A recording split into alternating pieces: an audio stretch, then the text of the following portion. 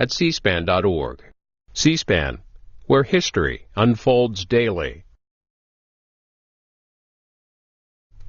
The American Arab Anti-Discrimination Committee hosted its annual convention last week in Washington, D.C. Part of the event included 2 Democratic U.S. House candidates in Michigan and California. They talked about their reasons for seeking elected office and outreach efforts to Muslim Americans, Latinos, and millennials. This is just under 2 hours.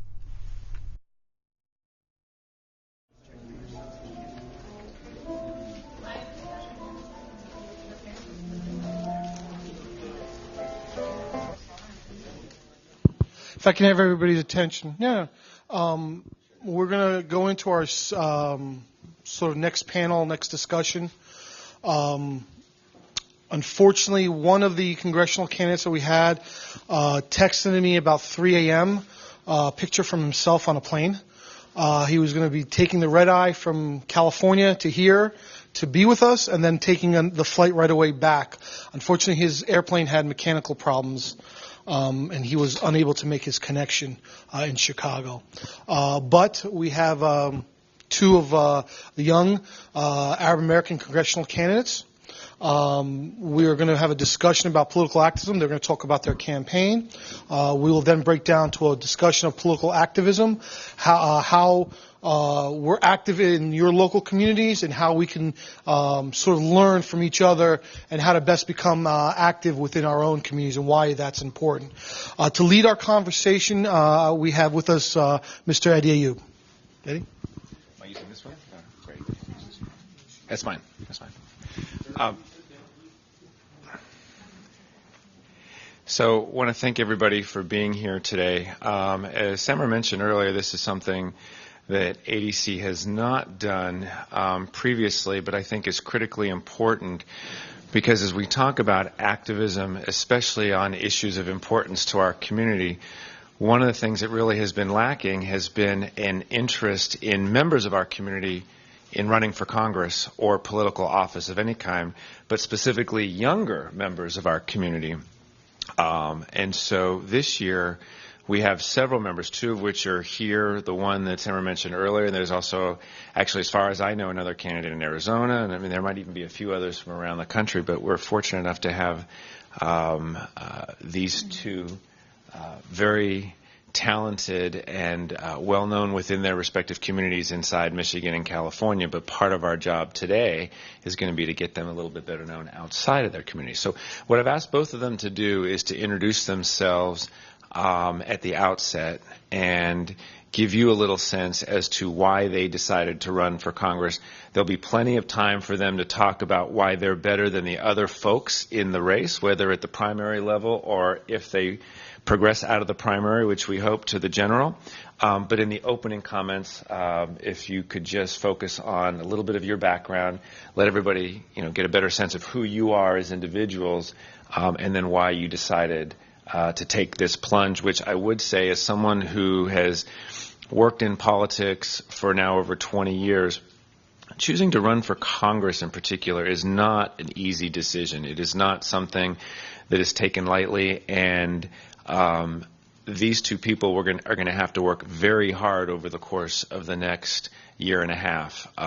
So it's tough. It involves raising money. It involves shoe leather, good old-fashioned politics, going to potluck dinners, talking to people who will scream in your face. You know you'll never get their vote, but you got to sit there and put the smile on your face and deal with them professionally, because that's what being a member of Congress is all about. So having said all that, let's turn it over to both Sam and Fayrouz to give a little bit of background on themselves as individuals, and then let's go a little more into politics after that. Great. Okay, it's on. Well, thank you. Thank you for having me. My name is Fayrouz Saad, as was noted. I am running for Congress in Michigan's 11th Congressional District. And I often tell people that my story started a little over 16 years ago because I was a freshman on 9/11. I was at the University of Michigan. And that day, my parents came and picked me up and took me home because they were afraid of any anti-Muslim or anti-Arab backlash that might occur on campus that day. And honestly, up until that day, I had no idea that this was how Arab Americans, Muslim Americans, or even Arabs and Muslims around the world were regarded. I had no idea that this was a stereotype, specifically of our community here in Michigan, or in America. And so I didn't know what I was going back to for when I returned to campus. But what I went back to is what really had a lasting effect on the rest of my life. Because when I got back to my dorm room that day, my roommates, my friends, new friends for that regard, and some of my neighbors had kind of congregated around my dorm room and together, and they were there to welcome me back, and we all just kind of really reassured one another that there was nothing to be afraid of, that we were in this together, and that no matter what, we would all be safe on campus. And there didn't end up being any problems on campus, thankfully, and we were all okay. But that was so comforting for me because it took me back to what I already knew America was about and what I already believed this country was about. And bringing me here today, that is the America that I see as being threatened, and that is the America that I want to fight for, and that I know other people want us to fight for, and that I know Americans still believe in and want to see elected representatives who believe in an America in which people come together and we work with one another towards common cause. So I'm the daughter of Lebanese immigrants. My parents came to this country over 40 years ago. They settled in Michigan in the Detroit area, and my dad owns a small meat wholesale business, and I'm a vegetarian. And so I often tell people our house is an example of how everyone can get along, because when a meat man can raise a vegetarian daughter, it says good things about this country. But nevertheless, my parents very much, I think like a lot of us here today and a lot of our parents, came in pursuit of the American dream. And they were able to achieve that American dream. And I know this because I'm the product of that American dream. And I decided to kind of commit my career to public service because of that exactly, because I wanted to make sure that that stays very much alive for everyone and everyone can have access to opportunity in this country.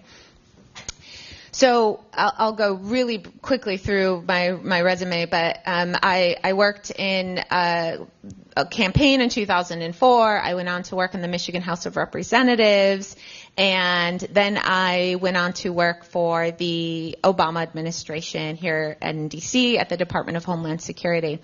And I worked on an initiative of the departments and the administrations that included strengthening community policing efforts in communities across the country. And we worked a lot with immigrant communities, Arab American communities, Muslim American communities. And I learned that people, when we went into these communities, people were actually really happy that the government was there and that they wanted to listen to them and they wanted to build that relationship.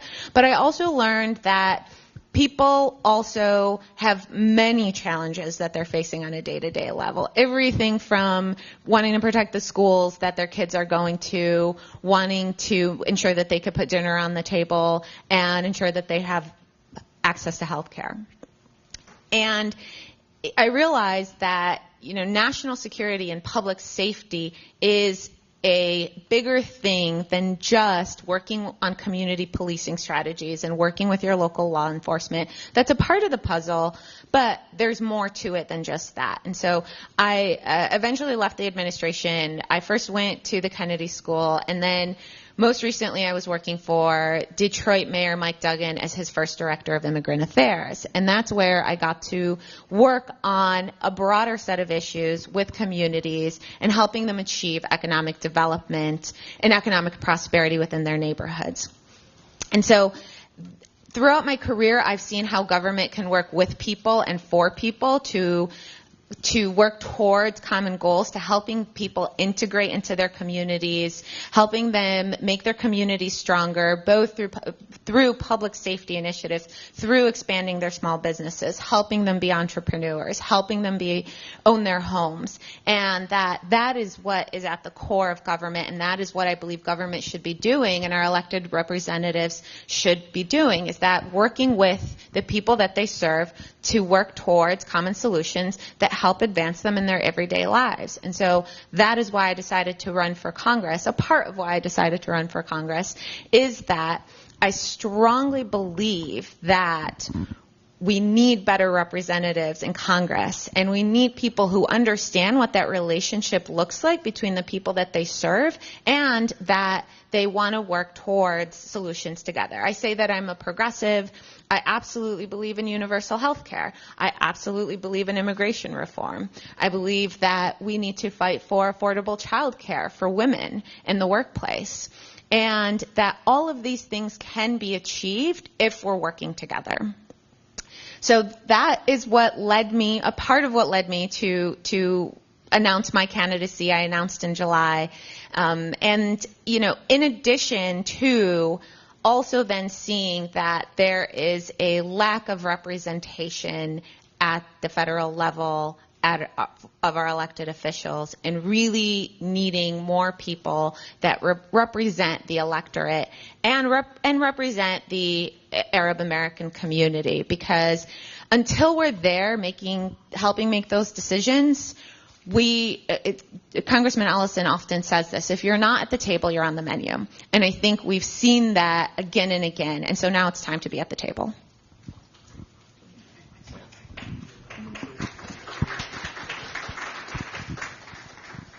Thank you all for the opportunity to be here today. Thank you, Sammer, in particular, for this opportunity. And thank you all for all you're doing to help give our community a voice. My name's Sam Jammal, and I'm running for Congress in Orange County. I'm running in the district that I grew up in. It's just a little north of Disneyland, but a little south of the city of L.A. And I'm running because this is the community my parents came to in the 70s. My father came from Jordan, and my mother came from South America, Colombia. They moved here in the 70s with not much in their pockets, but the opportunity and that wish of what's possible in America. When my dad first came to this country, the same day he got off the plane, he went and was pumping gas at a gas station down in L.A., was never able to go to college. His story was, the challenge of you come to this country with nothing except for that possibility of how great this country can be. My mom also wasn't able to go to college. They both had working class jobs, and helped set the foundation for my siblings and I to have some great opportunities in this community that I'm running in.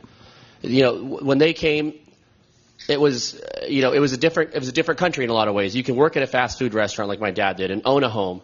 You had programs in government that can help your kids get student loans and go to college. And so a lot of my American story is that art of what's possible. It's the same reason and the same story as so many of you. And it's our community story, because we're a community of small business owners, lawyers, doctors, engineers. We're a community that contributes to this country on a day-to-day basis. And why I'm running is because we now need to take it to the next level. We need to be in the halls of power. We need to be in Congress. We need to share our story and have our voice. And that's especially important with Donald Trump here. As a Latino and as an Arab American, I had no choice but to get back involved in politics, because I'm not going to be invited to Donald Trump's holiday parties anytime soon. Not a fan of either community, but also our communities aren't at the table as they should be. And so, that's largely why I decided to run. And in terms of my background, my career's been all about civil rights and focused on civil rights. Like Fayrouz, I still remember September 11th and the days after and the months after and the aftermath. I remember walking to class that day, and like every American, just the utter tragedy and fear of what's happening. But I also remember, as an Arab American, the words that would come out of people's mouths, the stories that would be told, and the utter fear in our community. But then as a Latino as well, that's the same fear that I saw growing up in Southern California, because it was never an easy road for the Latino immigrant community either. And so that's why I decided to go to law school, and I went here in Washington, D.C. at the George Washington University Law School to get involved in civil rights and get involved in politics, because somewhat naively I looked at the history books, and the way communities have a seat at the table in the American story is through civil rights. It's through the work that groups like ADC do, bringing people to the table, adding voices. And so I started my career working at the Mexican American Legal Defense and Educational Fund, fighting for Latino families and immigrant families during the Bush administration, which in some ways when it comes to immigration is the good old days compared to where the Republican Party is now. And so I started there, and from there I wanted to see what the other side of the table was like, and so I worked in the United States Senate as a legislative counsel to a Colorado senator. And I was there on the Senate floor when we passed health care reform, when we passed Wall Street reform, but also when we didn't get the job done on issues like immigration. After working in the Senate, I went and took an appointment in the Obama administration. I was at the Department of Commerce. My job there was to help create jobs and help us export the small businesses' products that we were making across the country. And, for me, my highlight of my experience working for President Obama was when my parents came and visited and were able to go to the White House and meet the President of the United States. Coming from nothing and coming with nothing, for them to get to go to an immigrant naturalization ceremony on the 4th of July and shake the president's hand, that was truly a deep honor because it goes back to anything is literally possible in this country. After working for the president, I was a chief of staff in Congress. I worked for Congressman Tony Cardenas from Southern California. At the time, I was the only Arab American chief of staff and one of 6 Latino chiefs of staff. And so I saw just how underrepresented we are as a community, just how little our voices are heard. And for me, it was somewhat full circle because I got involved in civil rights, in my early days in college and then in law school because we needed to make sure our community had a voice at the table. We needed to make sure we have more of those. And so being a chief of staff, I saw firsthand the good, the bad, and the ugly of Congress. I saw what we can do, and I saw what we didn't do, and I saw whose voices weren't at the table. And after doing that for a few years, I decided I wanted to go home to California because having been in Washington for 11 years, it was time to get back to some better weather. And so I moved back to much better weather. I was in Southern California, moved back to the Orange County area, and was working for Solar City and then Tesla trying to build a clean energy economy.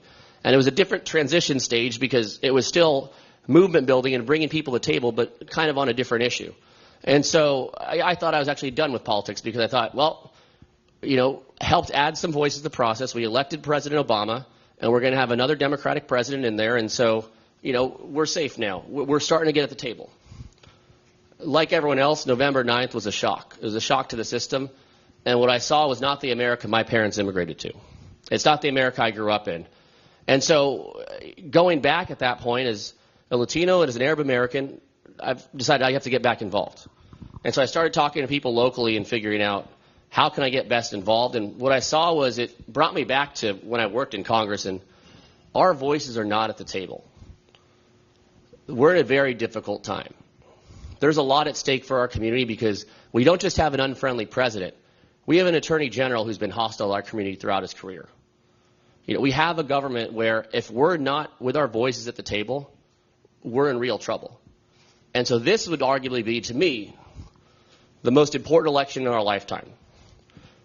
Because this is a matter of who we are as a country. Are we Donald Trump's America? Or are we the America that so many of us immigrated to and so many of our parents immigrated to? That's the fundamental question. And what I've seen in meeting after meeting down in Orange County, people are waiting for our community to step up. They're waiting for our voice to be heard. Because our voice is that same American story. It's what's possible. And if you're fighting for what's possible, if you want America where anything's possible, you've got to fight for it. And so that's where, I'm excited about this panel and this conversation, and hopefully the conversations we can continue to have. Because 2018 is the Arab American election. It's the election of whether our community is going to step up after having dirt kicked in our face by the President of the United States. It's the question of whether we're going to tell the story of us being doctors and trying to make sure people have health care while I have a president trying to take it away.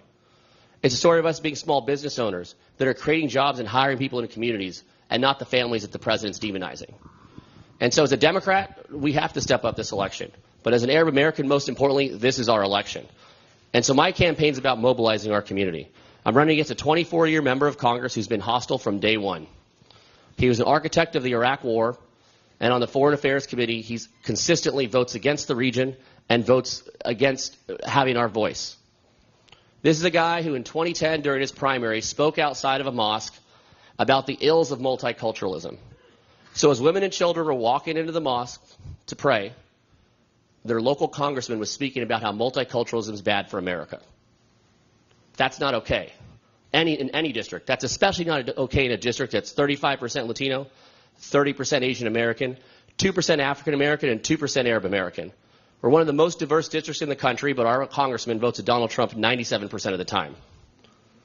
And so if we're going to set an example for these guys and saying that we're here to stay and this is our country too, Ed Royce is first in line to get fired.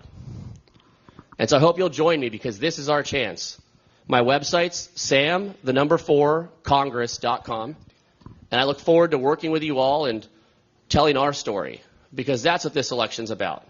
So much is at risk, and I've been at that table. If we're, like Fayrouz said, if we're not at the table, we're on the menu.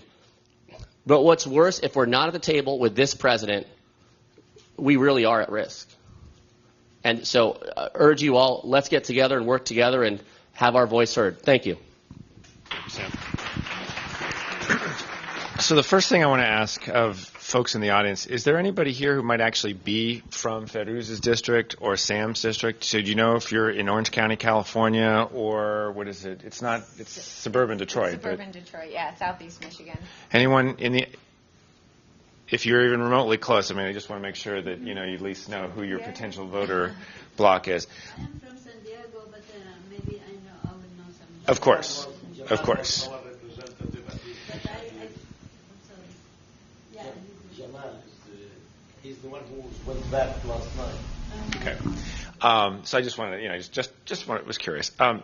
My first question, actually, Sam, I only had the pleasure of meeting Fayrouz today, but I've known Sam for a while. He mentioned he worked for a member of Congress.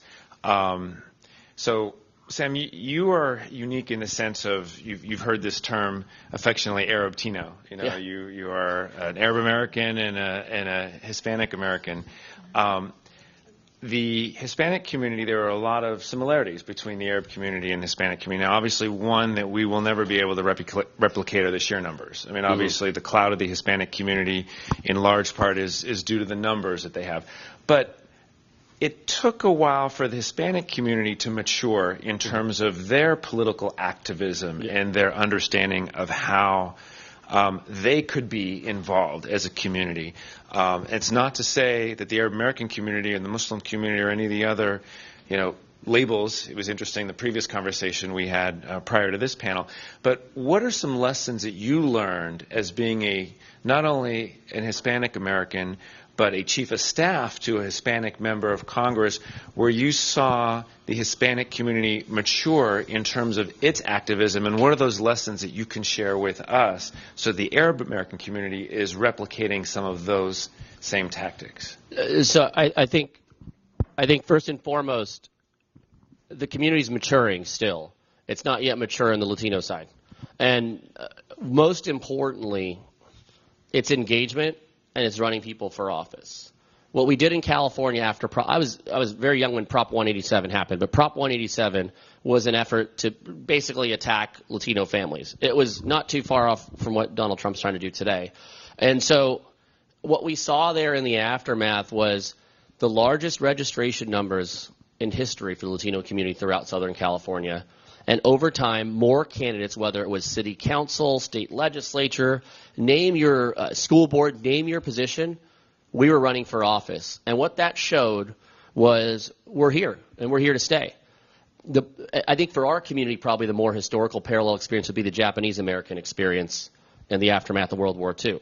I studied it a lot as a student because I was trying to see how can I help and be a voice for my communities. And what happened there, and you have good examples with former Congressman Mike Honda and former Congressman Norm Mineta, where the community started electing people to Congress to make sure that never again would the community be marginalized the way it was in the aftermath of an American tragedy. And so it starts with getting our folks up there. But then even more so, it's using the different avenues that we all have to tell our story. In Orange County, what's going on right now with our Arab American caucus is they're having local conversations called hummus, not hate.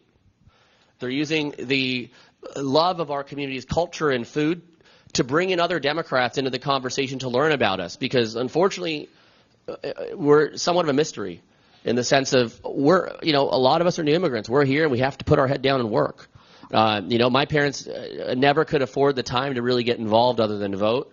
And a lot of their friends, the same thing, whether you're in a blue-collar job or you're owning a business or whatever, you don't have that. Voting's a luxury in some ways, or getting involved politically is a luxury. And I'd say today it's a necessity.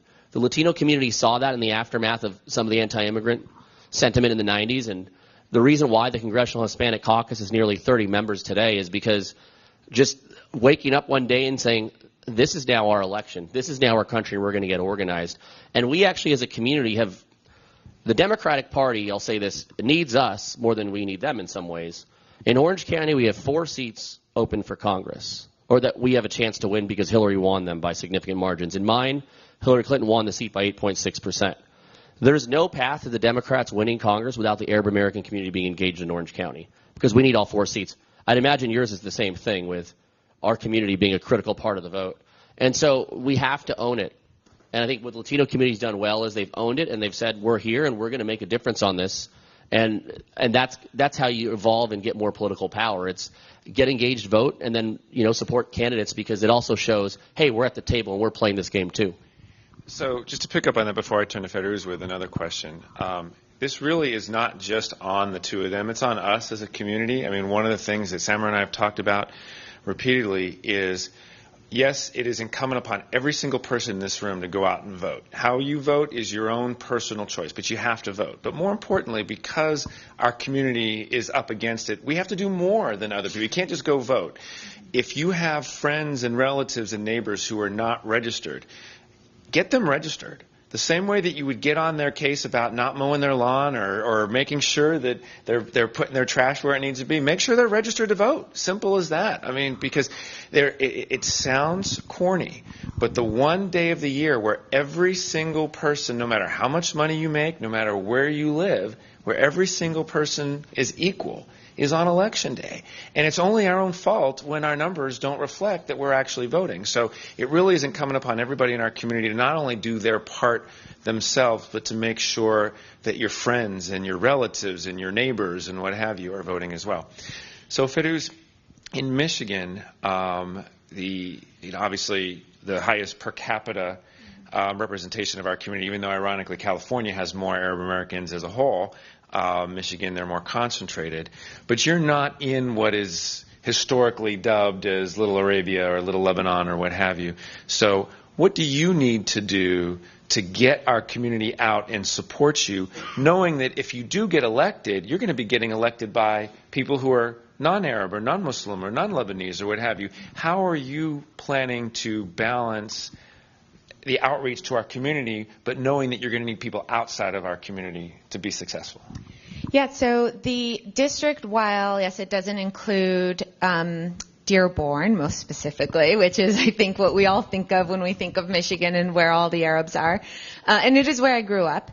But nevertheless, the district still has about a 10 to 12% Middle Eastern and Asian American community, which does include a high concentration of Muslim Americans as well, and a growing community for that matter.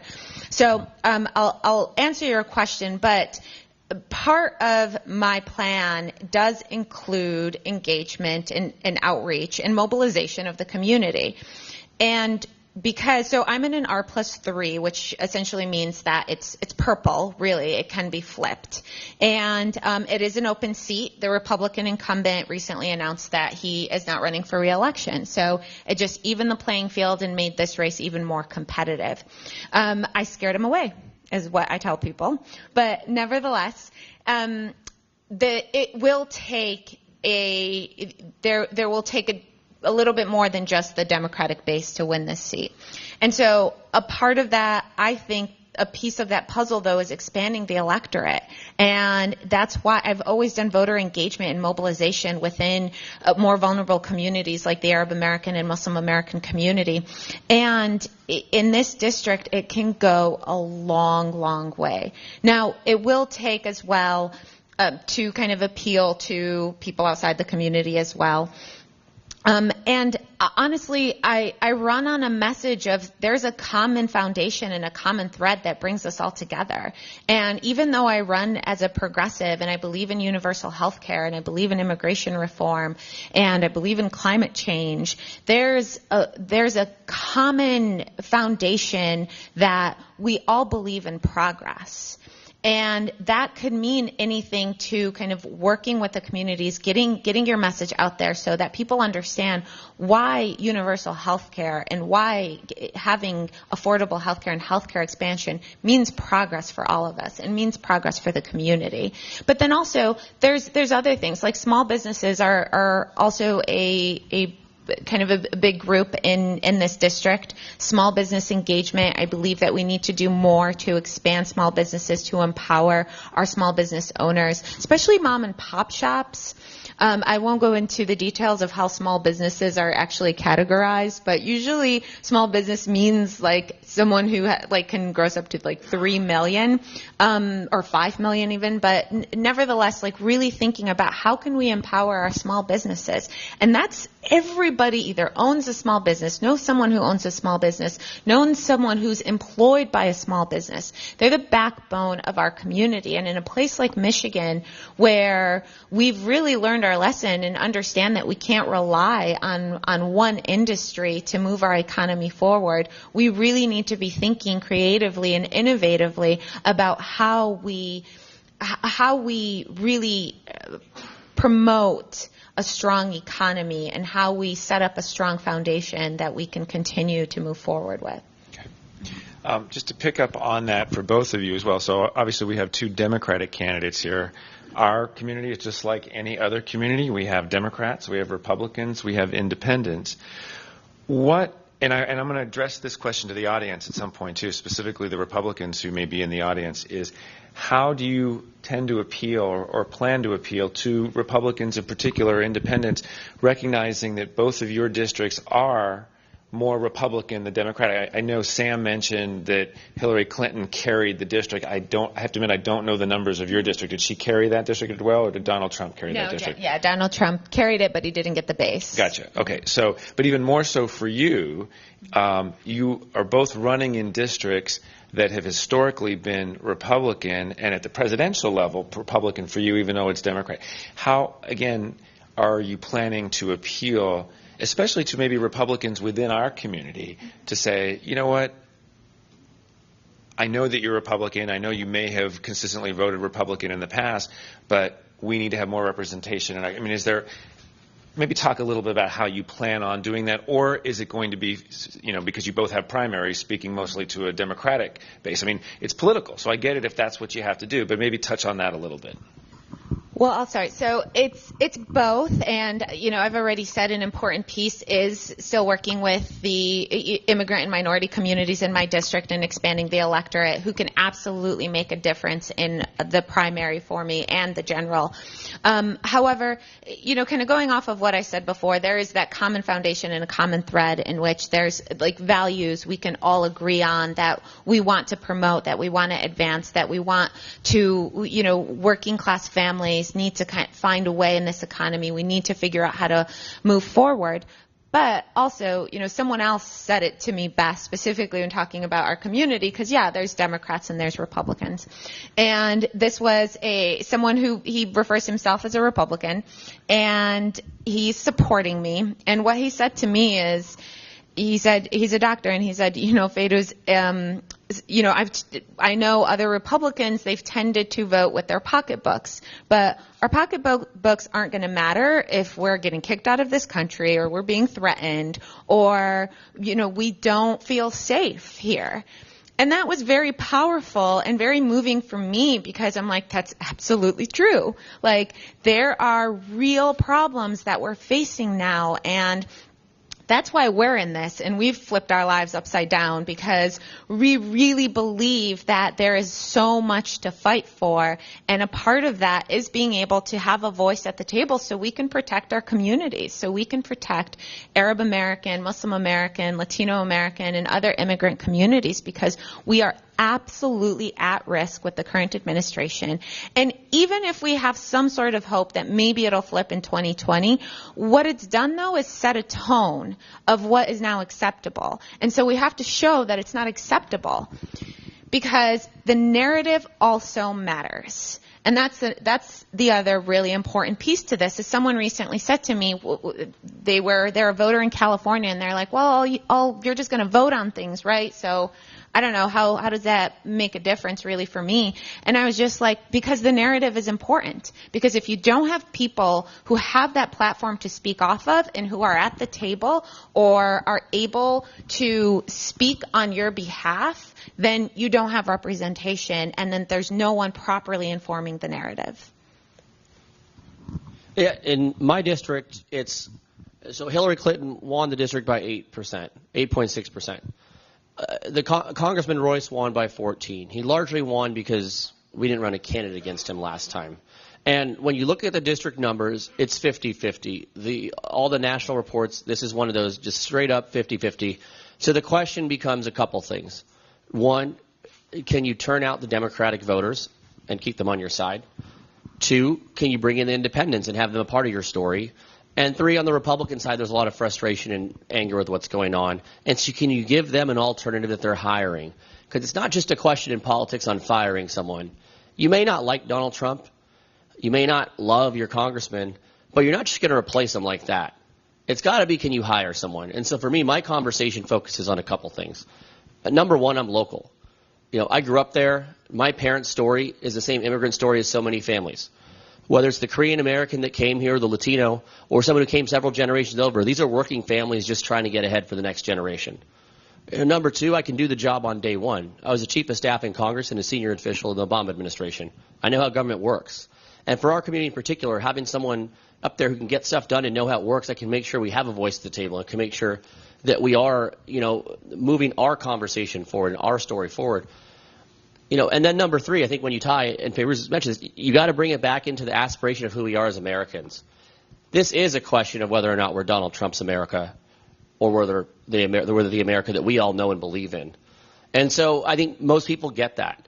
And so you have to talk about it, one, that's who we are, but two, also get back to some of the issues that really unites us.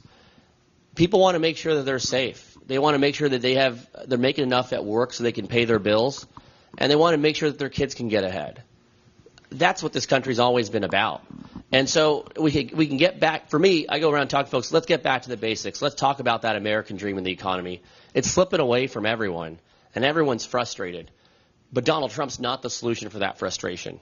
And I think whether you're a Democrat, Republican, or Independent, there is that consensus. This guy's not the solution for that. But our jobs as candidates is to show we actually have solutions. And it's about talking about, some of our roads in Fullerton, the city that I live in, the district, we have some of the worst roads in Southern California. Across in Walnut, another city in the district, people are being priced out of their homes at rates that we've never seen. The average income in the district is $81,000, but to buy a home now in Orange County, you have to make $174,000. So the next generation can't live where they grew up. And that cuts across parties because it is that aspiration of who we are as a country and what we're about. And so when I talk to Republicans, it's the same thing of I can do the job, and I can also talk about some of the things that we want to do in terms of job creation. But two, let's get our community back, and let's make sure the next generation can have the American dream that was set up for us. Great. So would like to open it up to a few questions here. Sir, thank you. We're going to get you a microphone here. Oh, this one? Are we going to use this one? They only gave us two.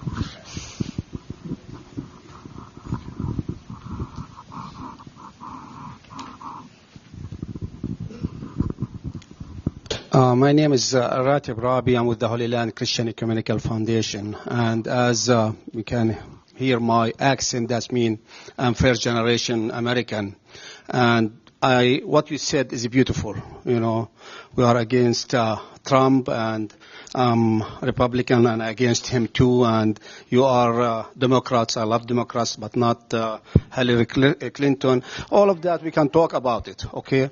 But my interest is, what is your agenda about Palestine, Syria? You didn't say that. We talked about politics, we talked about climate, we talked about all of that stuff. I want to hear your views on what you are going to do for us as back home, because we work on human rights issues and we need the Congress support. Thank you. So I'll go first. My opponent, Ed Royce, is the chair of the House Foreign Affairs Committee. He's not helpful to our community at all. He's not very helpful in general to anyone. He's just there.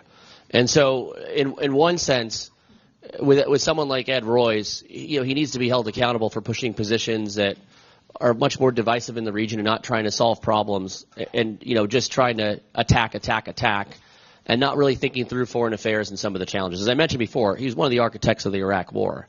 And he was doing that without any thought of the consequence. And what we've seen in the region is things are getting harder and harder and more difficult. And so, when I look at, number one, when I'm talking to people in the district about the issue, because if we're talking about foreign affairs, they're asking, well, he's a House Foreign Affairs Committee chair. And so my response back is, well, what's he done for us lately? Since Donald Trump's been president, he said next to nothing on foreign affairs. He held hearing after hearing on Benghazi. He was pushing and attacking President Obama on his efforts at diplomacy in Iran.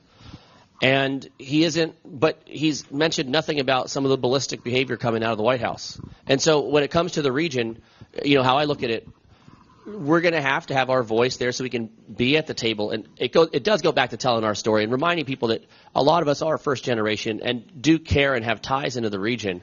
And so, whether it's Palestine and advocating for a two-state solution, or whether it's Syria and making sure that every voice is heard and we're trying to find solutions to some of the challenges there, or just, making sure that there's a voice in Congress. Its first instinct isn't let's go to war in the region. It's let's work with the international community and let's find some solutions that are actually long-term, because what's happened is Washington to some extent has been trigger happy on a lot of this stuff without thinking through the consequences of the refugee situation. When I was in Jordan in 2007, after I went and visited my family, what we saw there was, the country's changed because of a lot of Iraqi refugees. And now I talk to family that's still there. Now there's a lot of Syrian refugees. You're changing the nature of a lot of these communities and countries because we're having a very short-sighted foreign affairs from the American perspective. We have to think through these things more. And I think what really has to happen is putting a new next generation of leadership in there, because a lot of times the conversations here when it comes to foreign affairs get stale and we're not thinking through solutions. We can't have another generation grow up with a clenched fist. Whether it's when you're talking about Israel and Palestine, we can't have another generation lost to just being angry at each other. That's not the path forward. When it comes to the rest of the Middle East, it's the same thing. We really have to turn the page.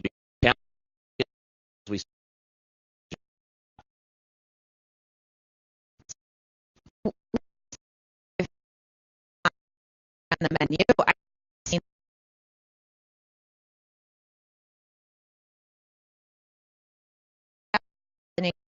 in the Middle East. ICE has been last presentation.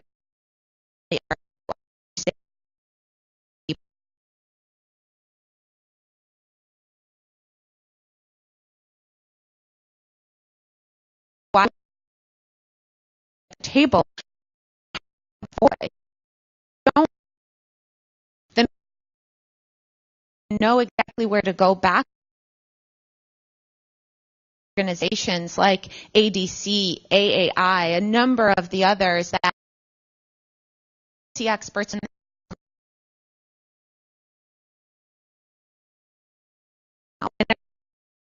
they ask almost what's that direct line that they have into Congress or into administration officials? It's probably not very strong. And so when you have people from the community who are now serving in those positions, you have that direct line of communication to be able to influence that policy, to be able to fight for it, to be able to argue that diplomacy is the answer and not war, to be able to make others understand how we can actually get to a two-state solution. And, I don't even know what the answer is in Syria anymore, but I will say that I believe it's gotten to this point because we weren't at the table, because you didn't have people making informed decisions and really understanding the dynamics in Syria on the ground and what was happening. So I just, the answer isn't, though, to give up or to say it's never going to change, because I think that it's gotten to this point because we haven't had that active of a position at the table, and we haven't had those strong lines of communication.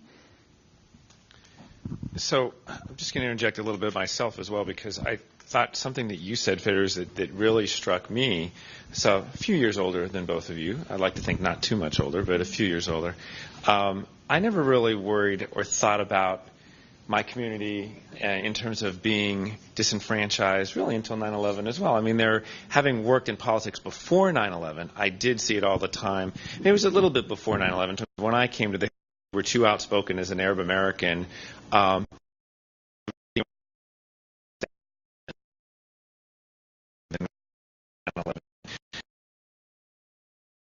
But what I would like to emphasize to everybody, whether your primary issues are foreign,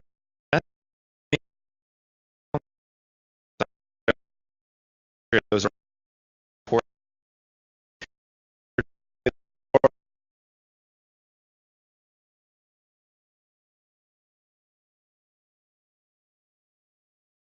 The American side of my background, it's just quality. It's not that I'm not my inheritance. But what I mean when I say that is, to me, it's as Arabs that has really been the core of why I've chosen to get more active in the community. And I know you've heard both Sam and Fayrouz say this a lot, but having a seat at the table really makes a difference. And I'm just going to point to something that's very specific that's happened in the course of last year. Obviously, this Russia investigation has gotten a lot of political news, play, what have you. If you recall, one of the points during the investigation when you were talking about the unmasking, if that rings any bells to anybody in terms of when wiretapped communications, they might be wiretapping somebody on a FISA warrant.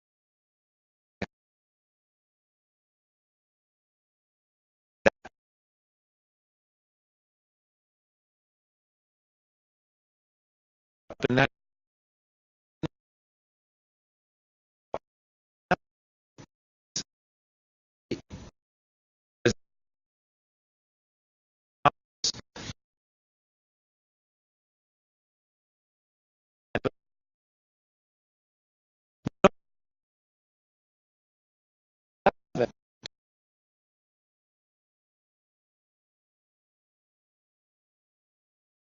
and nobody says a word about it. And so that affects the ability for people in our community to get jobs, to get housing, to be cleared for, postgraduate. I mean, all these kind of things that you may not think about.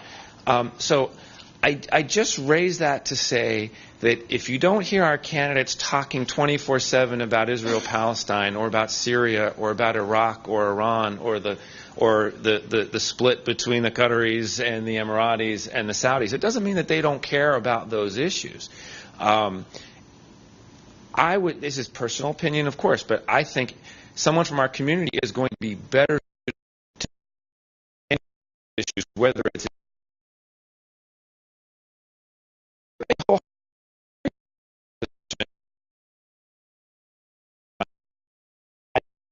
I think a little bit more about those positions.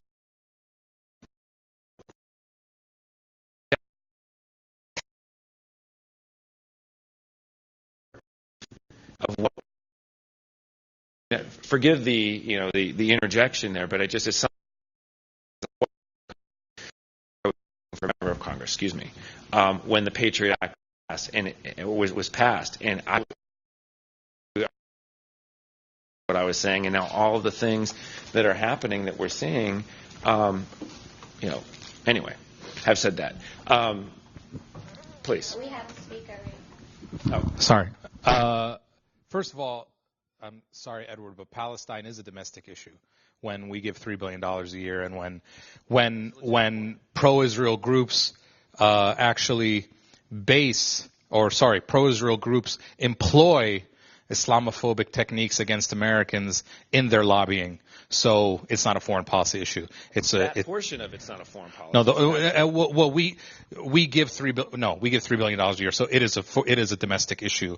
But in any case, and it might be a misunderstanding of the Arab American community to think that we separate those things in our mind. We don't.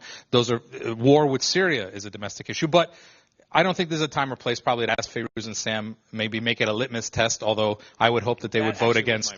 Although I hope they would vote against fund. But there's nothing wrong with our community asking candidates, especially candidates from our community, to say, if we help you get elected, we expect you to vote against for Israel, and if we help you get elected,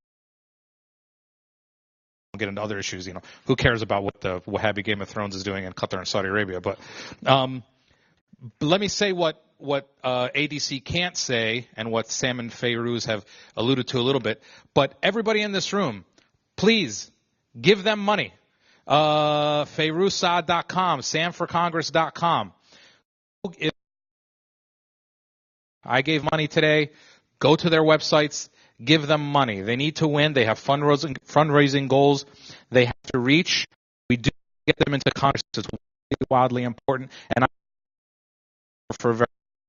she will be a jewel community in Congress. She is very important for us. Give her money. Give money to him. He's a great guy.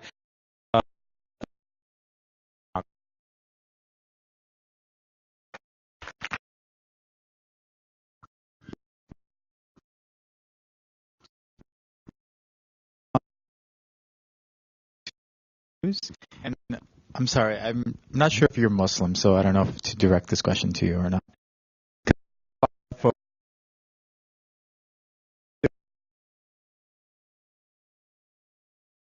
Muslims minimize us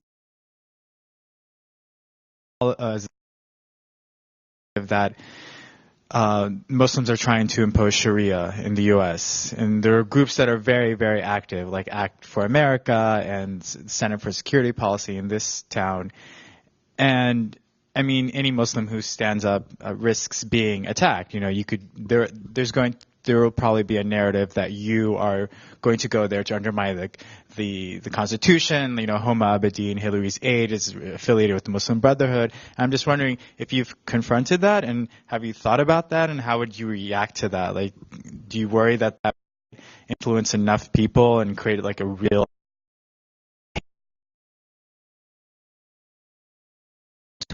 hours of my announcement, the Twitter and social media trolls were out, and they've still been out. And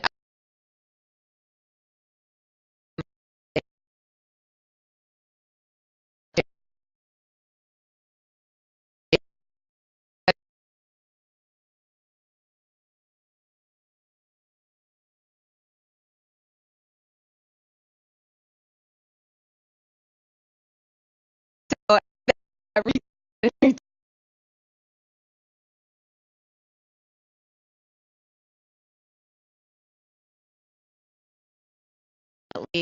I mean, really, for me, it's white noise at this point, because I already knew it existed. This is part of why I'm sitting here today. This is part of why I'm running for Congress, because, again, I believe that narrative is so important. And it's something like 62% of Americans say they've never met a Muslim or don't know a Muslim. And then I often compare that to how I believe it's 6% of domestic terrorist acts have been committed by Muslim, right? So 94% have not. And yet it often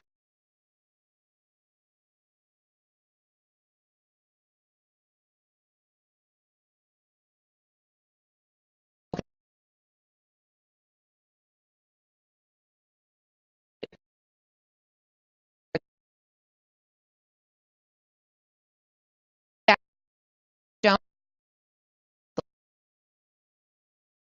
We actually are. We believe. And some people might not ever want to know, but that doesn't mean we're not going to still try and tell them, and we're not going to speak out for it. And I've been a part of activist groups and organizations, and starting some in Michigan locally, to actually fight back against anti-Sharia law legislation in different states across the country. Because, you know, another very important piece to this is, yes, we need to run for office and have a seat at the table, but and that's where groups like ADC and others, why they're so important, because we need to have that ground game as well. Like, you all are active, and you're to find a local organization that's working to and everything, and ensuring you hold any member or passes or votes for that type of legislation, you hold them accountable by either their vote or you call their office and you visit them and you ask them why. Like, we need to stay on top of them because we need to hold people accountable. I'll just quickly comment. My father is Greek Orthodox, so my background isn't Muslim. But what I do know from my experience in politics, the Muslim community hasn't been at the table for the most part. And so what happens is it's a mystery not just to the broader American public, but also to elected officials. When I was a chief of staff, I was a chief of staff for a freshman member of Congress. And I kind of wanted to get this point in my other comments that our community's got to be the first one in the room talking to these new elected officials and telling their story. Whether it's on foreign affairs, we're never there.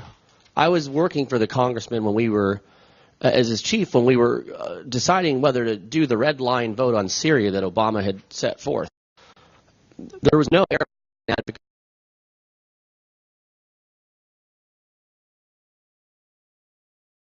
The local Muslim community.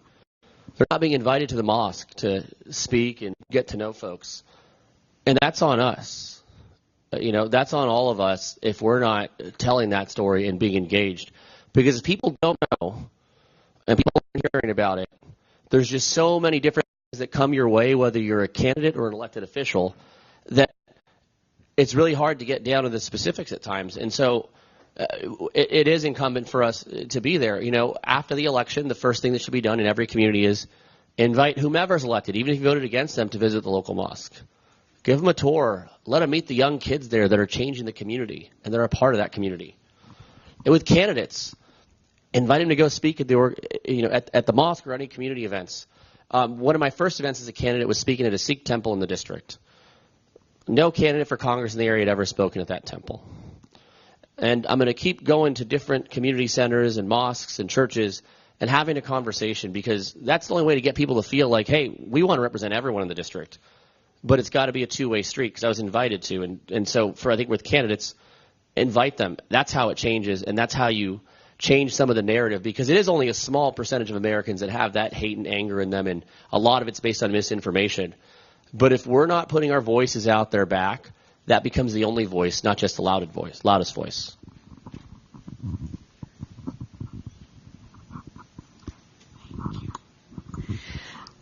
Hi. Two things that are related, I think. One is you're quite right in saying, and you all talk about telling our story, which I think is really important. I just finished writing a memoir trying to tell my story. In a way, trying to influence, but that's besides the point. I think we need to educate, and this is what I'm hearing from a lot of you. We need to educate the American public, because there's so much counter information, misinformation, very well funded, actually, especially Islamophobia, as you all know. But it brings me to something more of socially related about our community, and maybe you've seen that too. But I'm wondering how much. Two things. One is our community who immigrate come from countries where they don't really trust the government. The government hasn't done anything for them. They feel powerless in terms of an individual making any change. And so they come here and, they do their best to make a living, get their children a better future. But then what I hear from people in my community is they want their children to be doctors and lawyers, and that's it. And what would it take for them to help them understand that, to trust that if your kid becomes involved in politics, that's going to help the whole community. So it's actually changing the mindset of our own community and taking responsibility for that, as much as trying to educate the American public. And to show up also. I think what I see, especially in this atmosphere of hate and fear-mongering and vilification and demonization, and especially I think the Muslim community is retreating because they're afraid. And so how do you address that fear? I'll start. So growing up, my dad had one piece of advice when it came to politics: don't fight City Hall. And that's the lesson he had learned from the region. You don't fight City Hall. And my response was, yeah, you don't fight City Hall, you change it. And so I think a lot of it, though, is we have to actually get in the community and educate people on what they can do. Because the Latino community has a lot of those same distrust issues. You know, you come from a country and it's not very politically engaged, or the government doesn't work. So you come here, and why are you going to get engaged? Because it doesn't always seem like it's going to work. But that's not actually the case here. Like, you know, we have 2 candidates that are running for Congress from our community. We've had many other candidates over the years run, and some elected officials. And sometimes, like, I think ADC and AAI do great jobs in telling our community story. But we've got to always remind people our community actually has shown the ability to get engaged. But the challenge is we've got to make sure we keep getting more people involved. And kind of alluding to what that gentleman said earlier, it is that same dynamic of let's, you know, support the candidates to get them in there and introduce the candidates to the community. I mean, you know, I think for both of us, I assume on Fayrouz, I don't put words in her mouth, but some of, in terms of building out these campaigns, because they are expensive and hard, is you're having to go everywhere to talk to the Arab American and Muslim community to tell your story and, you know, almost in a sense nationalize the conversation because we're spread out everywhere. And so hopefully if there's anything that comes out of this, it's, hey, one of us can run, you know. And I think the more we can tell that, hopefully next election we get some more people to come in, and then the one after that. And that's how it changes. But I think the skepticism's there, but you just got to remind people. I mean, an immigrant is a hopeful person. You don't move across the world to go move somewhere and start a new life if you don't have some hope. It just doesn't happen. You know, you're not a natural cynic. And so a lot of times you come in with a built-in cynicism towards politics. And you got to remind people, as hard as it can be, and it seems in politics, as hard as it can be to move across the world, you can actually build something more, and especially build towards the future. And so I think we have to remind people of that aspect. And we do have enough examples, and we've got to keep creating more examples on that. So here's what you can do. You can open up your home, invite your friends and families who are Arab American or are Muslim or Latino and who you believe have this maybe attitude or thought process. Invite them into your homes and invite a candidate to come speak to them, or an organization that does civic engagement and voter mobilization to come speak to them. And it's sometimes that simple. Like, really, that is how everyone in this room can help make a difference and work towards that change, is by just starting with yourself in your own home. I mean, I often say I'm a community organizer by trade, because like that's how I started my career, as a community organizer. And it was like a little bit before Obama made it cool. So it was like, for me, like that I truly, truly believe in community organizing. And sometimes it starts at those simplest levels. And so I've been involved in a number of organizations and grassroots and activism levels to help kind of do that education and that engagement and that mobilization. And it's hard, and it does take a lot of work, but we just have to keep doing it, and we have to keep pushing. And it strengthens organizations like ADC and others that are trying to bring us together at a national level, but we need the work on the ground at home as well. Well, and just to pick up on that, you know, talk about the maturation of the Hispanic community, for example, and its effect on politics. Maybe on this point, with respect to what both of you commented on, a lot of people have never met a Muslim, at least they say they don't know that they've ever met a Muslim or what have you. It's very similar to the gay community, and the very quick transition you saw from this country going from majority of the population being anti-gay marriage to, in a very rapid period of time, I would say within 10 years, which when you're talking about social change like that, that is a very, I mean, California, who was supposed to be the progressive leader, you know, voted to impose restrictions on same-sex marriage, and then within a matter of 10 years. Why? Because more and more people realized that they had gay friends and gay neighbors, and their kids would come home with a friend from school who was openly gay.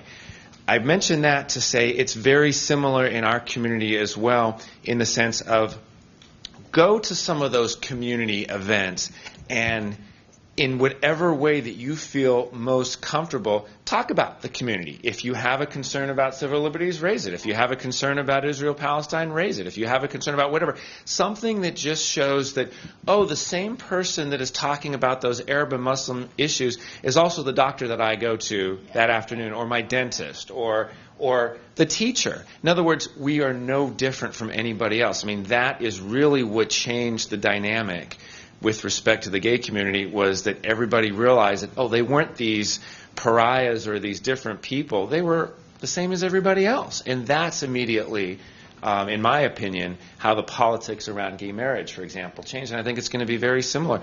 Right now, the political discourse at the national level on our community is not positive.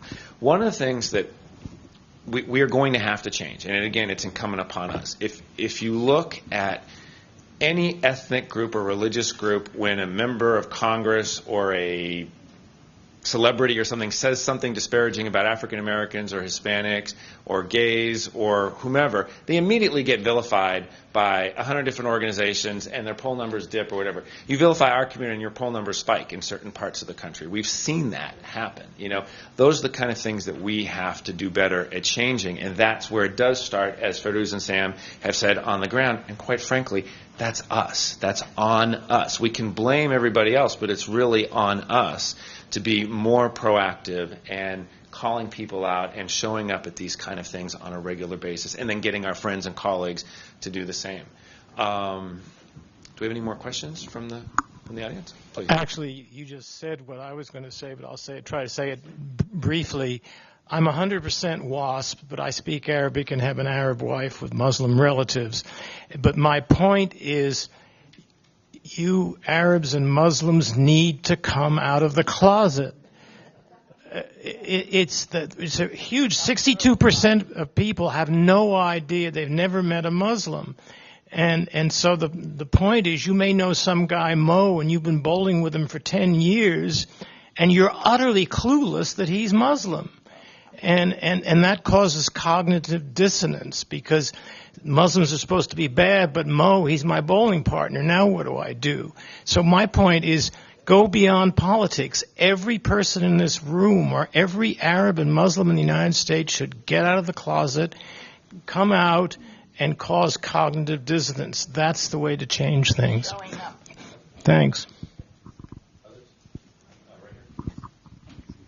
Hi, I work for a magazine called the Washington Report on Middle East Affairs, and we have congressional scoreboards. We're keeping track of how people vote. But we've always been very tormented, conflicted, whatever, when we talk about Arab Americans running for office, because will we put a bullseye on you for AIPAC? So we're always afraid to help you, try to help you. What can we do to help?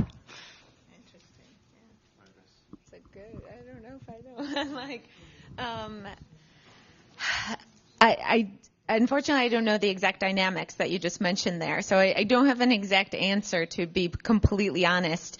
But everyone in this room can help somehow. And whether that is through a direct contribution, or whether that is through connections and networks, or whether that is through kind of just opening up your Rolodex or whatever to us, to be able to build those relationships so that we can push back against any negativity that might come our way from any group, whomever that they might be. And that's, a big piece of what we're doing right now. Yes, it's fundraising, and it sucks. But I tell people also, it's true. I'm like building a network as well, because what I know is possible is that our community has the strength and the power and the resources to support us as candidates and to make sure that we're successful, but we don't have the reach on our own. And there's not enough of us who are engaged in the process. And so helping bring people into that process would also be incredibly helpful, I think, for the both of us. And you could tell me if I'm wrong, but I know that the community can make a huge difference for us, and the reach that's what's limited. Yeah, I'm not as familiar in some of the dynamics there as well, but what I do know is this: America's great when every voice is at the table, when everyone's a part of the conversation. That doesn't always happen. And going back to the thing earlier, that's incumbent on us and our community to be at the table and tell our story. And, I think as a chief of staff, I would take meetings with everyone and have a conversation and kind of go back and forth. Let's figure this out. Let's find solutions. I do think when it comes to the region, we're going to have to turn the page and have to have a solutions-oriented conversation, because we cannot lose another generation to just being divided and hating each other. We can't.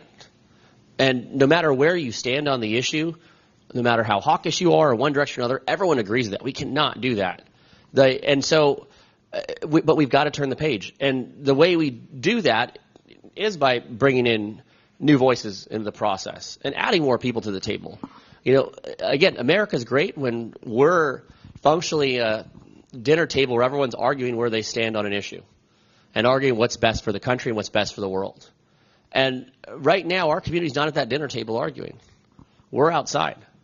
And so kind of what Fayrouz is saying for us as candidates is, we're going to draw attention, obviously, given our background and our story and given who's president and given some of those challenges.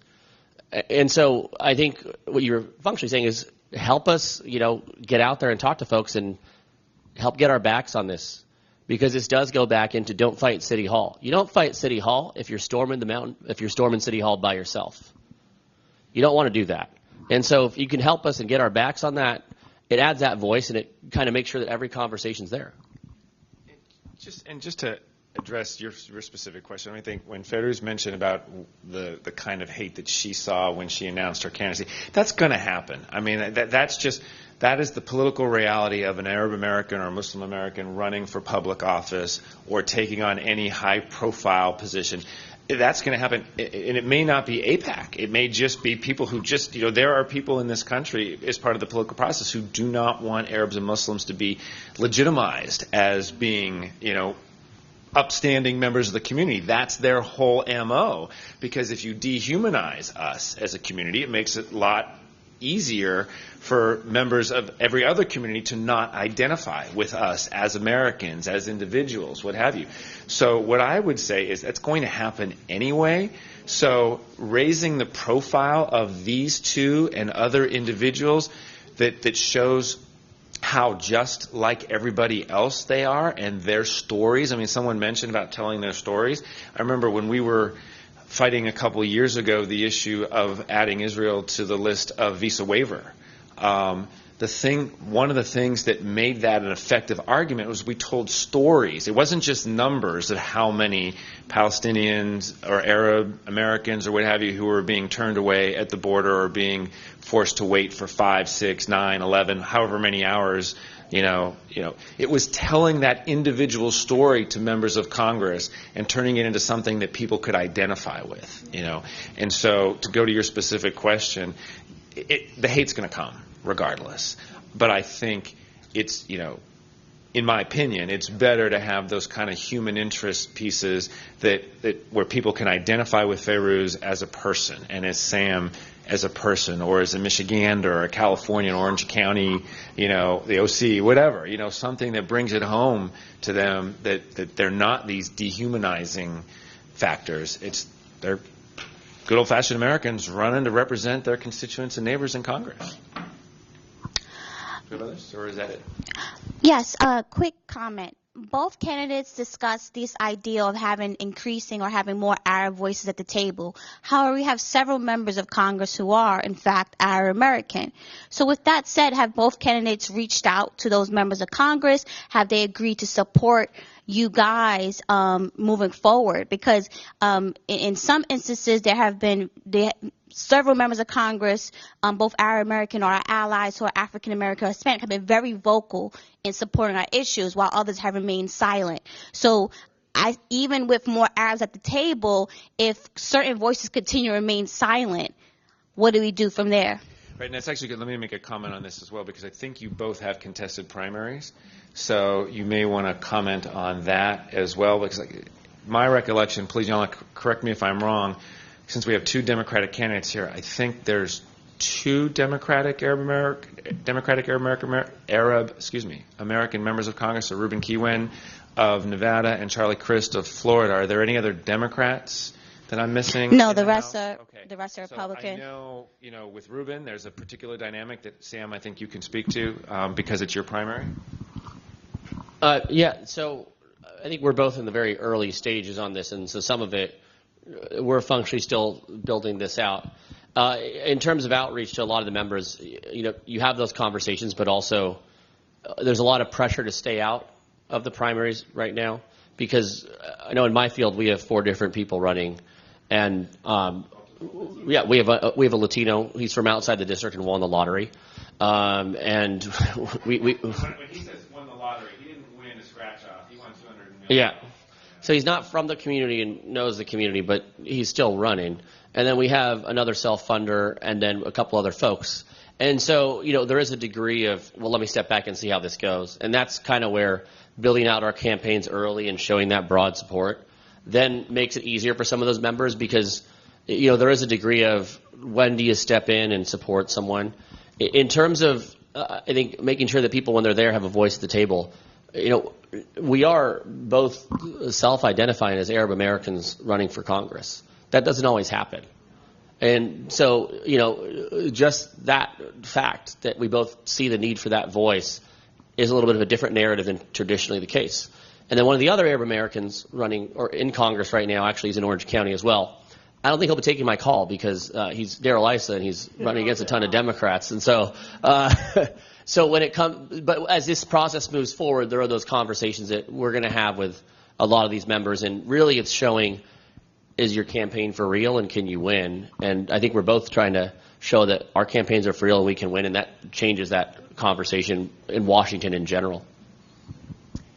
Yeah, that's absolutely right. Yes, because we both have contested primaries. For the most part, party leaders or people who represent the party in any way are kind of just taking that step back, and that is why, for me, this is my first quarter. I don't know if it's yours, and so that September 30th deadline of ours is incredibly important because it does become the mark of our legitimacy for our race and why it's so important and why I know I'm not sleeping and I'm guessing you're not either, because it's a million miles a minute to get to this first deadline, and it is incredibly important. And unfortunately, it is the necessary evil in this race. And I will say this is yes, we'll eventually reach out and we'll do that. And if I believe, from what I know, I'm the only Arab American Muslim woman running at this level, and I would be the first Arab American Muslim woman in Congress ever. But it's not just about, and I think Sam was alluding to this, but I don't want to, the first Muslim woman, yeah.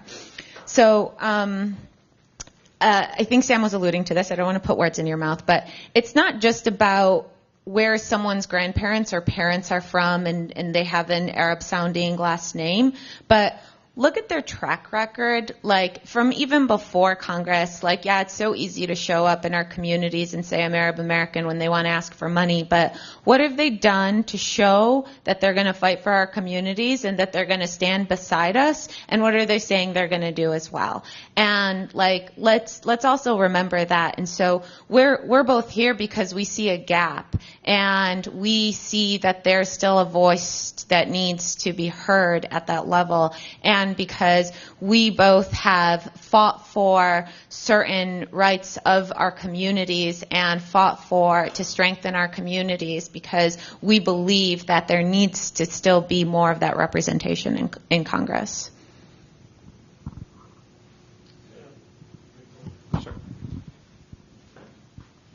Okay, we have about 10 or 15 minutes left in this program.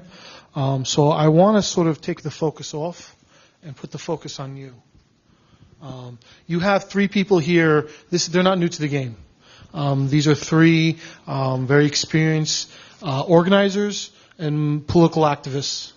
So I want, and we have people in the audiences that are from all over the country. We have Texas represented, we have Florida, we have New York, we have people from all over. So I want to hear from you guys, what is happening politically in your local areas? Because remember, all politics is local.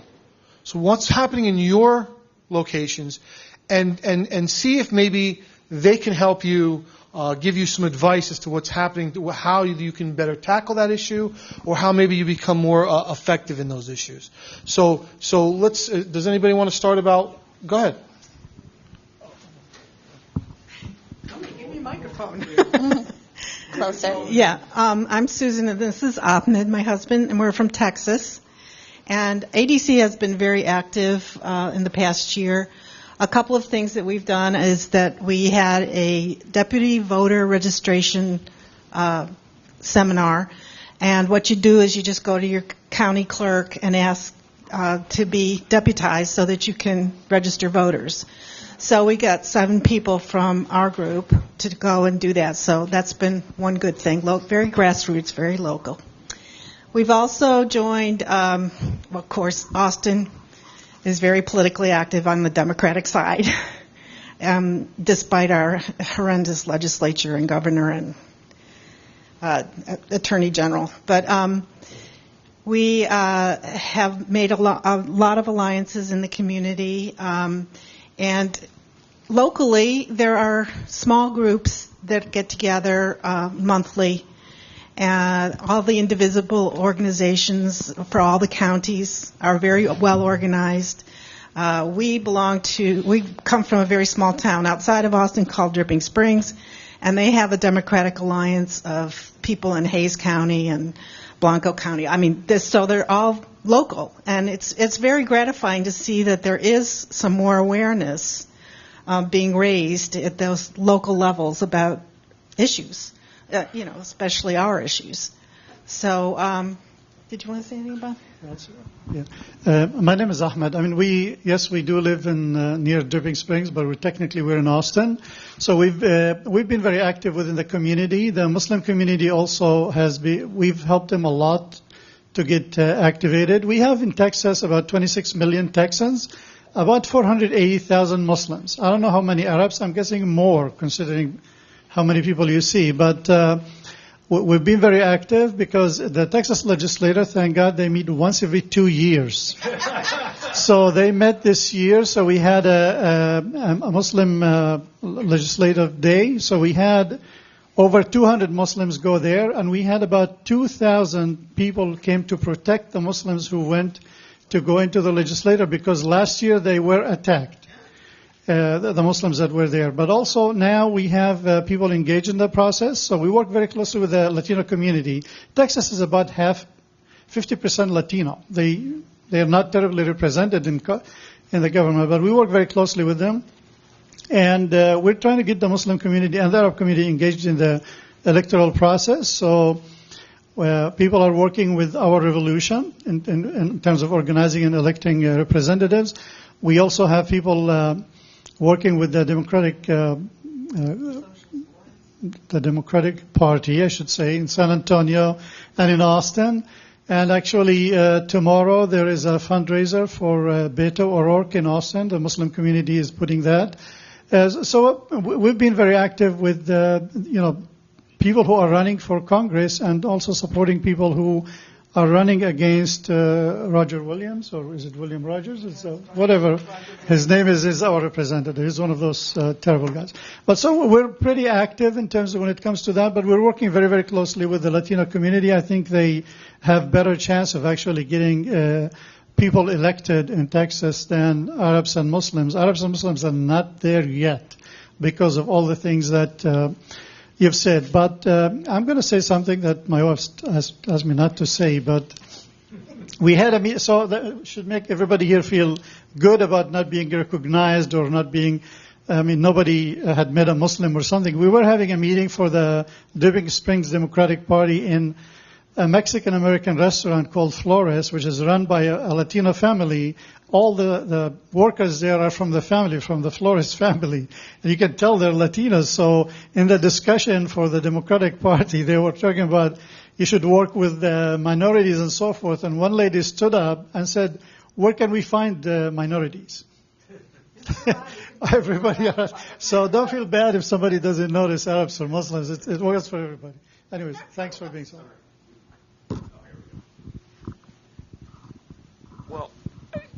Comment that I would like to make about especially members of our community who live in predominantly conservative or Republican districts who you may not think are going to be supportive, and they probably aren't. But what I would suggest is find some things in our community that resonate with some of the issues in the conservative community or the Republican community. For example, And they may look at it and say, all right, that doesn't apply or that's different. But you look at some of the things like in Texas, I'm from Nevada, so I mean the NRA is huge in Nevada, so gun ownership and Second Amendment rights or whatever. Okay, so if they don't want to hear about whatever issue is the most important to you, again, whether it's a domestic or foreign policy issue, put it in terms that they may be able to relate to with respect to their most important issues. So like, for example, like gun ownership, Second Amendment rights. Okay, so talk about First Amendment rights and religious freedom or civil liberties or whatever. Say, look, we agree with you that there is some concern about an attack on the Constitution of the United States. The same zeal that you have for the Second Amendment, we have for the First Amendment or the Fourth Amendment or some of the things that adversely affect our community. Or put it in terms, now they may be hypocritical and say, oh, that doesn't apply here or what have you. But when I'm talking to members of Congress who at first or never agree on a position that I'm trying to espouse on behalf of the community, I try to say like we talk about BDS, for example. Less so about the effect of BDS in the region, more so about the ability of Americans to engage in boycotts without being criminalized or what have you. That's the power of the government dictating what you can or cannot do. That's language that they understand with respect to gun ownership. They don't want the government telling them how many guns they can own. So, I mean, I'm just giving you one example. It does require being a little creative. It may not work, but it's the kind of thing where, at the very least, I want them going home after they've met with you saying, I wonder if they had a point. You know, they may not, but I wonder if they had a point when you raise some of these issues that they may never have thought to equate 2 + 2 = 4. So thank you for that. So I appreciate it, and we do that. We do work on multiple levels. First, on the local level, the city government in Austin. I mean, we are the only, they call it in Texas, the blue dot in Texas, right? Austin, right? But I'm talking about outside of Austin. I'm saying just, so we have a very friendly relationship with the city government. Basically, when we need something from them, we get 10 votes for, 1 vote against. The same person votes against us. So we have a friendly relationship. We have good relationship with the mayor and so forth. In the legislative body in Texas as well, we have several people that we talk to, and they support us, and they, sponsor activities that we have there. Just to give you an idea about the complexion and how these people think. The Texas legislators are not the reasonable people that you would expect to be in Congress. Let me be very clear. I'll give you the example of SB 4, which is the anti-sanctuary cities legislative. They hold hearings, right? Everybody here knows about hearings. They held hearings on that. This is true numbers. They said we will listen to everybody who registers to speak. They had 600 people registered. They stayed listening to them until 3 a.m. in the morning. 594 people spoke against the legislators. 6% for it. That is 99 against, 1 for. They voted 7 for, 2 against. They don't care about what we say. This is a reality in Texas. We talk to these people. We talk to their representative, but there is a level of. I mean, you talk about Trump. This is the Trump government multiplied by power 10 in Texas. That's who they are. So we work with them as much as we can, but the only way to deal with these people is to absolutely positively replace them. And we're looking for people to run for their districts and replace them. They don't care. That's the bottom line. They don't care. They're not reasonable people. All I would say just to wrap that, and I share, welcome your comments as well, is if they don't care, then you have to get the people who vote for them to care. Yeah. I mean, it's one or the other, because it can't be either or. I mean, it has to be either or. It can't be both or neither. And so if they won't listen to you, then you have to get the people that vote for them to listen to you. One thing to broaden that out a little bit, because you look at the national level, we have a lot of people who don't care as well. And that's why this next election is that important. That's why we need to get people from our community elected. That's why we need to have people in our community run. Because, even if you're in the blue dot in Texas, you can impact what happens in the rest of America. Because, there's 2 of us and there's many others that are out there trying to make sure that America doesn't look like the red Texas in a lot of ways, and the only way you can do that is by turning some of these seats. And so I think, even if you might be in today disempowered in Austin or right outside of Austin, keep building because things change fast. But then also embrace the urgency of right now where we need to stop the rest of the country from turning in that direction and, put a check on these guys in Washington right here where, by putting people in who can stand up and be a voice of reason and rationality. I'll just echo that, really. Yeah. Hi, my name's Courtney, and this is Heather. We're from Florida State University. And we've heard you all talk a lot about Republicans, Democrats, working class, but I have to ask about students because I am a student. And we noticed, especially after the election of Donald Trump, a lot of students in the Middle East Center at our university and just students in general were very nervous about the ban and what his new policies on immigration were going to mean for them. I know this is a widespread fear among students in our country who are trying to finish their education and are facing the potential of maybe getting deported back to countries they've never remembered living in, and they haven't even finished their education, so that would be problematic for them to be a part of the working class. So we also vote. A lot of students do vote in these elections. So how are you all planning to reach out to these students and coming and representing your population, validating their fears and assuring them that you're going to work towards keeping them within the confines of our country and at their institutions? So I'll say, even though I only launched a couple months ago, I have a pretty steady stream of volunteers and interns who have already kind of been brought onto the campaign. And I would say 98% of them are under 30. So the younger generation, the millennial generation, is a very important piece for my campaign and for my candidacy. But students don't always vote, and unfortunately, a lot of times they are overlooked as a constituency and as a voting bloc. And so, we fully intend on working within the college campuses in and around the community, and actually we already have some things on the calendar to go speak on campuses and find ways to engage like the Democratic groups and student Dem clubs on these campuses as well, and really bring them into the campaign, either as volunteers, as voters, whatever that they might be. But figuring out solutions to student debt is something I talk about very often as well. Figuring out, really talking about what are many pathways for students to be able to get an education and get quality education is an important piece of my message in my campaign. And for that matter, the University of Michigan, which isn't in my district, but where I went and just outside my district, was one of the first universities in the country to speak out against Trump's Muslim ban and say that they would not work with the administration to hand over information of students. And so I think continuing to empower universities like that to be able to take a stand against these Trump administrations or the Trump administration's agenda. But students and younger people in the youth vote need to be more engaged as well. Everybody wants your vote. Everybody wants you part of the campaign, and you all are a commodity, but you don't always vote. And, I would really encourage you to get active on your campus, organize if you're not already.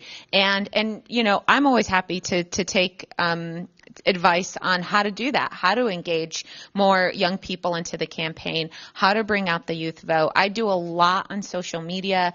I'm as active as I possibly can be. Obviously, that's one way, but that's not the only way. So I'm running in one of the youngest districts in the country. The average age is 39. It's also one of the most diverse, as I mentioned earlier. It's 35% Latino, 30% Asian American, 2% African American, 2% Arab American. It's one of the most diverse and young districts in the country. We've got a congressman voting with Donald Trump 97% of the time. So a lot of this is telling the story of he just doesn't fit the community.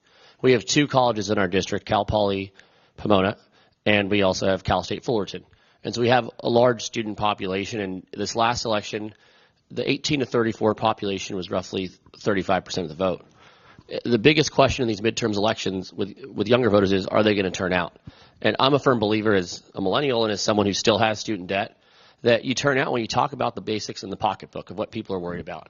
There are only three candidates in my lifetime as a voter that even mentioned the word student debt. Barack Obama, Elizabeth Warren, and Bernie Sanders.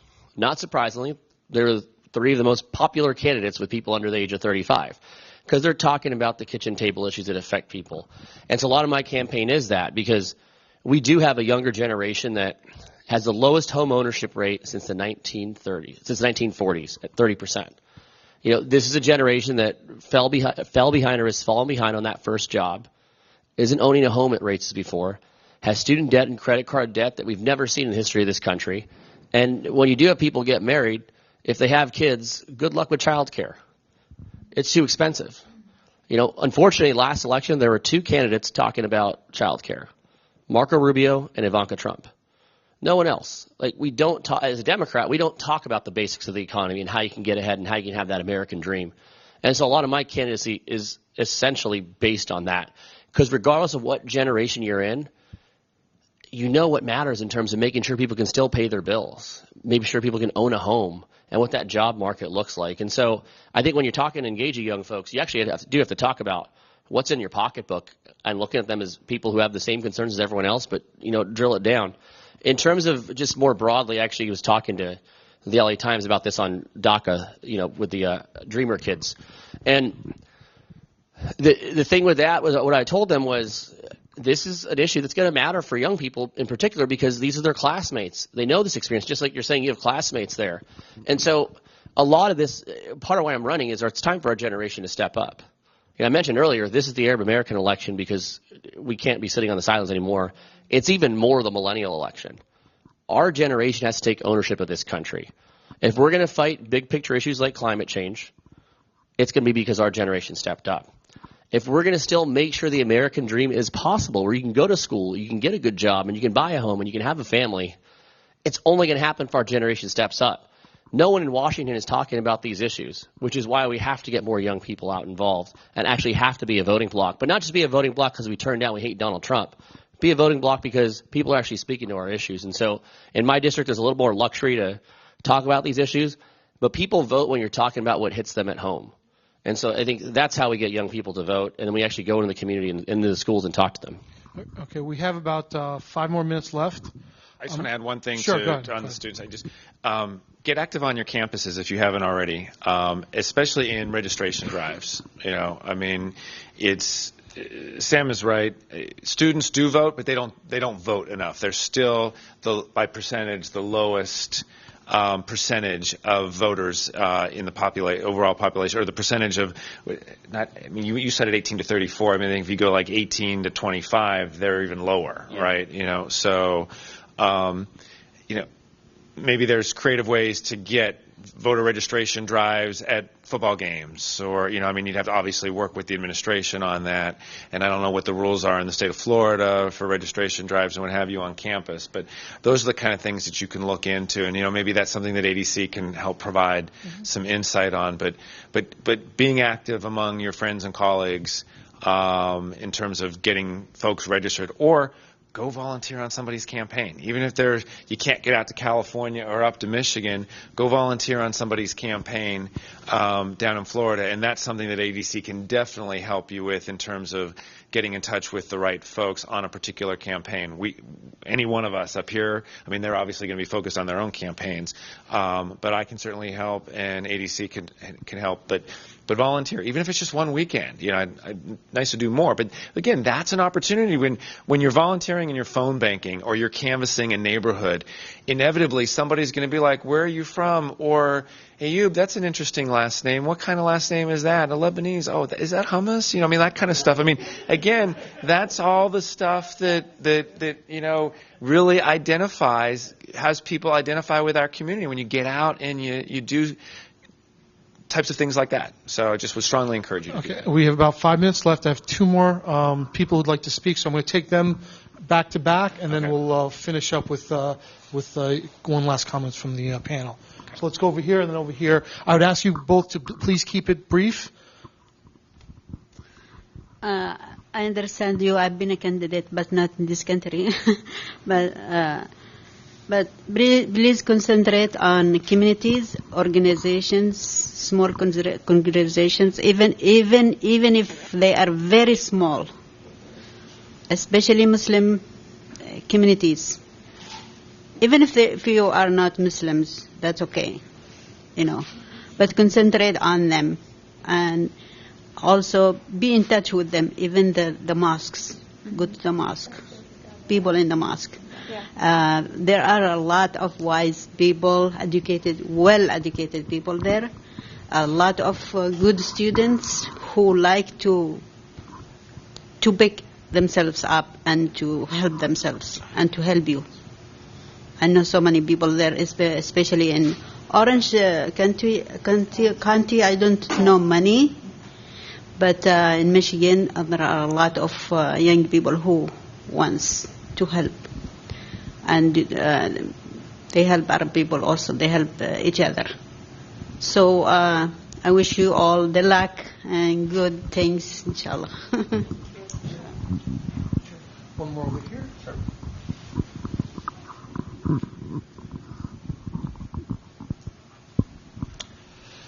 So I want to touch on what Eddie talked about earlier about how to speak to Republicans, because I'm speaking as a Republican, and this is my first ADC event. I'm here because I'm just interested in learning about ADC's perspective on things, what the issues are. But when it comes to talking to Republicans and when you want to bring Republicans into the fold, I'm a pro-immigration reform, pro-gay marriage, Republican. I'm the kind of Republican that you probably would like to reach out to. But I feel like I'm at a Democratic Party event, and I'm not interested in coming to a Democratic Party event. I'm interested in coming to an event, an Arab American event, talking about issues that affect Arab Americans. Because ADC existed before Donald Trump was president. ADC existed under Barack Obama. They existed under George W. Bush. I don't know when ADC was founded, but presumably under Bill Clinton. These issues are not unique to this particular administration. Some might be in certain aspects, but these are issues that the community has faced for a long time. So if ADC truly wants to bring Republicans into the fold and perhaps right of center independence, then some of the rhetoric has to change. I'm not interested in coming to an event to talk about how terrible Trump is. I'll admit I voted for Trump. My family voted for Trump. My father's family is Lebanese, 100%. They voted for Trump. But it doesn't mean that they're not receptive to what's being discussed here. But if the discussion is about how terrible Trump and Republicans are, you're going to lose them. So moderate the tone a little bit. I understand in your districts, certain things play better in front of certain audiences. But moderate the tone a little bit, because I've experienced some of these things, not a lot of what other people have experienced, but in college, I was the vice president of my university's Arab Cultural Association. That was on my resume when I first came to D.C. and was looking for jobs on the Hill. And I had an office that refused to talk to me because that was on my resume. And I've gotten into arguments with people about how absurd it is that Sharia law is penetrating the country. It's just completely ridiculous. But I'm also a former Hill staffer. I worked for 2 Republican senators, and all that being said, not once did I ever see any meeting requests from ADC or AAI come across my desk. And I couldn't guarantee my member would take the meeting, but as a staffer, I would have definitely taken the meeting because I'm interested and I'm curious. But if there's no effort to engage, and if all the rhetoric coming out is anti-Republican, anti-Trump, you're going to lose people like me. And I'm happy to speak out on things that ADC cares about, but I'm not going to do it if the organization talks about how terrible Republicans are and things like that. So I just wanted to put that 2 cents in. I mean, there are issues that you guys have discussed here today that I care about, but I just, for the sake of widening the tent, I just wanted to say that. Thank you. Just from the organization, we were actually founded under Ronald Reagan, 1980. But we do, in fact, I'll let you guys say, but we do, in fact, reach out to Republicans. In fact, we've worked very closely with Flake's office and who else? A few others? Yeah, so Flake, Amash, as well as, oh my God, I forget his name right now. But those are 2 main ones. Yeah, we have been reaching out to congressional offices because we understand that politics is a pendulum. one day the Republicans are in power, the next day is Democrats, and we need to work under both administrations. We worked under the Bush administration. We worked with the Bush Department of Justice, and we've reached out several times to the current DOJ, unsuccessfully, unfortunately. But good. Yeah, I'll just make a couple comments and I'll turn it over. I mean, I think part of your comment relates to what we were talking about here in Texas. Is the fact is that there are more Republican legislators than Democratic legislators, so you have to engage everybody. You can't just limit it to one or another. You mentioned when you were a chief of staff that the organizations weren't walking in your front door, especially as a freshman member. I would say, if we had a Republican candidate up here, I think you would hear a more balanced, if you will. These are two candidates, just from a purely political perspective, two candidates who are running in Democratic primaries. So the fact is, that is the rhetoric that is going to be persuasive, if you will. I mean, I will say this as a Democrat. I've tried to keep my comments here as objective as possible, but there is the same debate now going on within the Democratic Party that I think you saw within the Republican Party maybe 6 or 8 years ago that saw the rise of the Tea Party. Is you have some aspects of the Democratic Party who just don't, if you even hint that you're a member of Congress willing to work with this president, you may not be successful when you run for re-election. I don't like that because I came from a time when Democrats and Republicans worked together when I worked in the Congress. But that's just the political reality. So maybe those are things that I can say in a certain way that you may want to say a little bit differently. But if the point is that as a community, we need to be reaching out to everybody, because the simple fact is Republicans control this town right now. As a Democrat, I may not like that, but if you want to get anything done in this town, you have to talk to Republicans. Simple as that.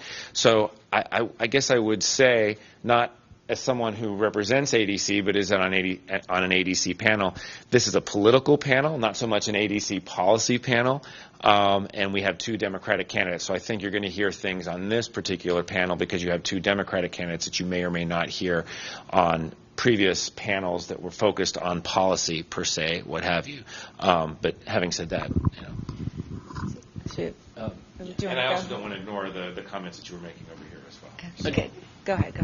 I just want to briefly comment on that. It's a reality on both sides that our community's not visiting. I mean, I worked in the Senate, same thing. Our community's not, very rarely, if ever, out there in meeting with a lot of these offices, when for a lot of these members there is that curiosity. I think you're spot on that. And I think more broadly in the environment we're in, there's a lot of economic anxiety that both parties have kind of helped create. But, as candidates, we are speaking to building out our campaigns, and, a lot of it is going to focus on who's president, just as a reaction. But more broadly, we have to get an economy that's actually working regardless who's in there. In my district, it's a 50-50 district, so I'm talking to everybody, and a lot of it really is on that economic message of, can you create jobs and you can get ahead for the next generation? So I think to Eddie's point, yes, we're both running as Democratic candidates, and a big part of what has pushed us to run right now is because of our dissatisfaction with what's happening with the current administration. I'll say though, I'm not looking to run an anti-Trump campaign. I'm looking to run a campaign on the message, like Sam was just saying about his campaign as well, that people are going to relate to, and with a positive message that talks about how we are going to move forward from here. And I think we both said that, finding those common themes. What are the common threads? What do we all believe in? How do we all want to find progress and move forward together? So I'm tired of the negativity as well. We really want to talk about change and moving forward. And as someone who's been engaged in a very nonpartisan fashion as a community activist and kind of doing civic engagement in the community, we've always pushed to work with members on both sides of the aisle. When we do leadership development trainings, we're not training people on being Democrats or Republicans. We recognize the need to be really represented in both parties. And, I think us as individuals just have certain affiliations and are running as Democrats for certain reasons, and so maybe that's come out as more. But I mean, I like I said earlier, I have many Republicans from the community and outside the community who are seeing a need for change, and it's, you know, wanting to support me, not because I'm a Democrat or because I've been bashing Republicans, because I actually haven't been doing a lot of that, but because they believe in my message. I think that's it. I just say one wrap-up comment, too, though. I think this last point of discussion really does show how diverse our community is. I mean, we've talked in the previous panel about the diversity based on race or ethnicity or religion or what have you, but we also have diversity in this community based on our own political beliefs and our political ideology. That's just, to me, that just shows how American we are, that we have those kind of diverse political opinions within our community. That's just what proves that we're just as American as anybody else, right? Because every other ethnic community has those same diversities of opinion. Okay, on that note, thank you to the panelists. We're going to take a programming note. We're going to take about a 10-minute break, and then we're going to start the next panel, which is on the media. So hope to see you back in about 10 minutes. Thank you.